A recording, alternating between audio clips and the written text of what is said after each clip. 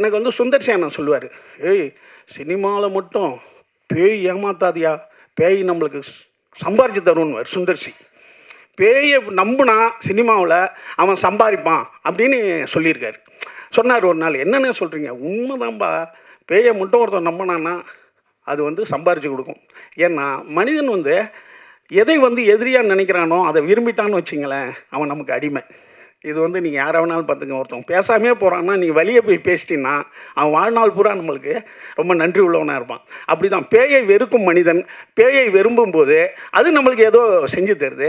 அடுத்தது மனிதன் வந்து பயத்தை விரும்புகிறான் அல்லது கெடுதலை விரும்பிக்கிட்டே இருக்கான், நல்லதை தான் விரும்ப மாட்டான். மனிதன் எதெல்லாம் வெறுக்கிறானோ அதை ரொம்ப விரும்பிக்கிட்டு இருக்கான்னு அர்த்தம்.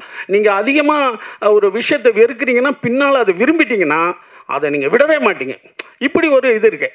அப்போ வந்து இந்த பேய் வந்து இன்றைக்கி சினிமாவில் வந்து பயம்ன்ற ஒரு விஷயத்தை மீறி சினிமாவில் வந்து விரும்பப்படுறது எதுக்குன்னா அந்த பயத்தை நம்ம விரும்புகிறோம்.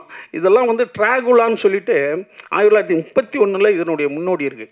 1931 தான் இந்த மாதிரி பயங்கரமான படங்களை எடுத்தாங்க. 31 தான் அதுதான் இது. அது வந்து கழுத்தை கடிக்கும்னு சொல்லுவாங்க, ரத்தம் கக்கிடும் பார்த்தா அப்படின்னு இந்த மாதிரிலாம் இருந்தது. அடுத்தது எங்கள் காலத்தில் வந்து எக்ஸாசிஸ்ட்னு ஒரு படம் இருந்தது. அது தனியாக பார்த்துட்டா பரிசுலாம் சொல்லுவாங்க. ஒரு தேட்டரில் அந்த படம் ஓடும், தனியாக ஒருத்தவங்க பார்க்கணும், பயப்படாமல் பார்த்துட்டானா அவனுக்கு பரிசுன்னு சொல்லுவாங்க. அதே மாதிரி நம்ம இதில் பேய்க்கதை மன்னன் பிடி சாமின்னு ஒருத்தர் இருந்தார். ஒரு பேய்க்கதை தான் எழுதுவார் எப்போ பார்த்தாலும். அதே போல் விட்லாச்சாரியா, ஜெகன்மோகினி படம்லாம் வண்டி வண்டியாக கட்டிக்கிட்டு போய் பார்த்த காலங்கள் உண்டு. இந்த பேய் படங்களுடைய கதைகள் வந்து ரொம்ப சுவாரஸ்யமானது. சினிமாவில் எப்படி ஒரு காதல் படம் வந்து ரொம்ப முக்கியமானதோ, மாஸ்டர் சொன்ன மாதிரி ஆக்ஷன் படங்கள் வந்து முக்கியமானதோ, அதே மாதிரி பேய் படங்களும் ரொம்ப முக்கியமானது. குறிப்பாக பேய்கள் வந்து பெண்களாக இருப்பாங்க இல்லையா? பெண்களை தான் நம்ம பேயாக இருக்கிறோம். ஏன்னா பெண்கள் தான் நம்ம சாமியாக கும்பிட்றதால பெண்களை நம்ம பேயாகவும் பார்ப்போம். இந்த புதிய இந்த டீம் வந்து மிகப்பெரிய வெற்றி அடைத்தோம்.